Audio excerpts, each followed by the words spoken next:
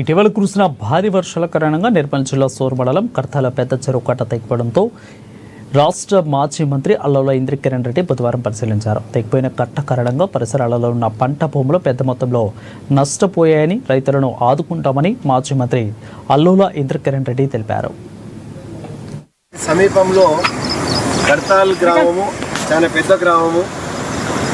కర్తాల్ పెద్ద చెరువు నిన్న పొద్దున 8:30కు ఇక్కడ తెగిపోవడం జరిగింది. మొత్తం కన్స్ట్రక్షన్ చేసి దాన్ని ఎట్లా చేసేది ఉందంటే తూము పక్కకి బాగా గ్రావెల్ పోసుకుంటూ రూలర్ తిప్పుకుంటూ రిపీట్మెంట్ పెడితే ఆ తూము దగ్గర ఇట్లా రంధ్రం పడి వెళ్ళిపోయే ప్రమాదం ఉండకపోతుండే.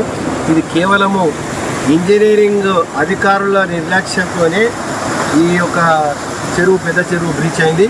ఇది 300 ఎకరాల ఆయకట్టు ఉన్నటువంటి చెరువు ఇవాళ పంటలన్నీ ఇసుకమెట్టలు పెట్టి పంటలను పాపం కష్టపడి నాట్లేసి ఫర్టిలైజర్ పోసి దీనికి అంతా కూడా పెట్టినటువంటి వృధా అయిపోయింది. ఇప్పుడు